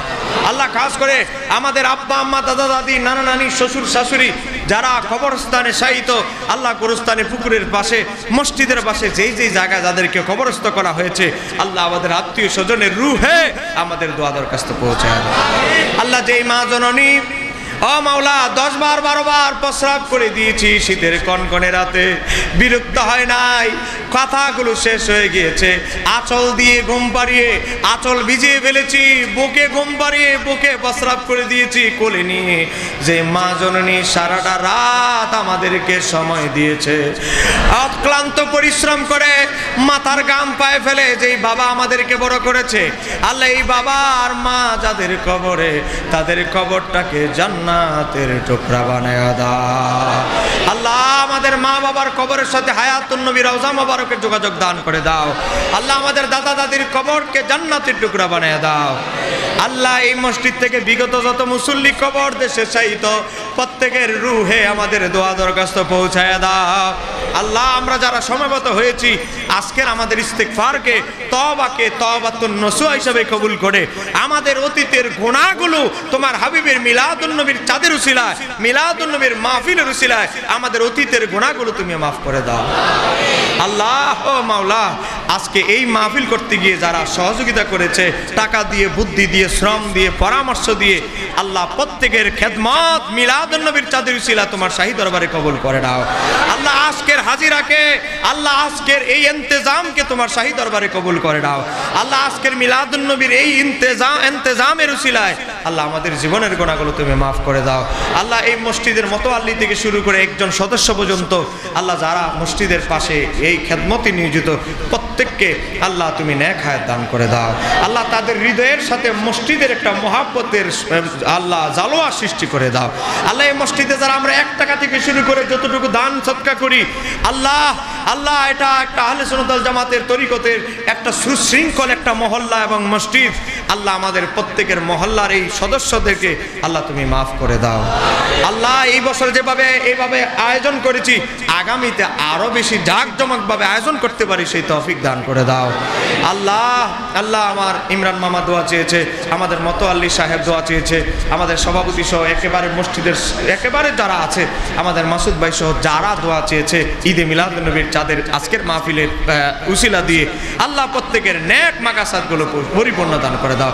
আল্লাহ প্রত্যেকের নেক বাসনাগুলো তুমি পূরণ করে দাও। আল্লাহ যারা যারা অসুস্থ, অনেকে ডায়াবেটিস, বিভিন্ন বিভিন্ন রোগে আক্রান্ত, আল্লাহ মিলাদুন নবীর চাঁদের উসিলা আমাদের রোগগুলো তুমি দূর করে দাও। আল্লাহ এই মিলাদুন নবীর মাহফিলের উসিলায় তোমার নবীর প্রতি কলবে আমাদের মহাব্বত বাড়ায়া দাও। আল্লাহ তোমার হাবিবকে যেন বেশি বেশি ভালোবাসতে পারি সেই তৌফিক দান করে দাও। আল্লাহ এই তবারুকের মধ্যে খায়ের ও বরকত দান করে দাও। আল্লাহ দেশ বিদেশে আমাদের যারা ছেলে সন্তান প্রবাসী আছে তাদেরকে হায়াত ও তৈয়বা দান করে দাও। বালা মুসিবত দূর করে অল্প সময় অধিক টাকা উপার্জন করে দেশে আসতে পারে সেই তৌফিক দান করে দাও। আল্লাহ আমাদের অনেকে ছোটখাটো ব্যবসা করে, দোকানদারি করে, বিভিন্ন ব্যবসা করে, আল্লাহ প্রত্যেকের ব্যবসার মধ্যে খায়ের ও বরকত দান করে দাও। আল্লাহ যেই তবারুক দেওয়া হয়েছে এই তবারুকের মধ্যে আমাদের রোগের শিফা হিসাবে কবুল করো। আল্লাহ আল্লাহ যারা অনেকের নাম লিখতে পারি নাই আল্লাহ, আমি প্রত্যেকের নাম নেওয়া সম্ভব নয় আল্লাহ। যারা দোয়া চেয়েছে আমার কাছে আল্লাহ প্রত্যেকের নেক মাকাসাদগুলো তোমার শাহী দরবারে কবুল করে নাও আল্লাহ। যেই দিন জীবনের শেষ ঘন্টা বেজে যাবে, মালাকুল মাউত আজরাইল আলাইহিস সালাম আমাদের সামনে এসে যাবে, সেই কঠিন সাকরাতের সময় পাপিষ্ঠ ইবলিস ওয়াসওয়াসা দেওয়ার জন্য উঠে পড়ে লেগে যাবে। সেই কঠিন সাকরাতের সময় তোমার হাবিবের নুরানি চার আনোয়ার আমাদের সামনে উদ্ভাসিত করে দিয়ে কলবে জবানে একসাথে জারি করে দিও বিহাক লা ইলাহা মুহাম্মাদুর রাসূলুল্লাহ সাল্লাল্লাহু আলাইহি ওয়াসাল্লাম। আসসালামু আলাইকুম ওয়া রাহমাতুল্লাহ।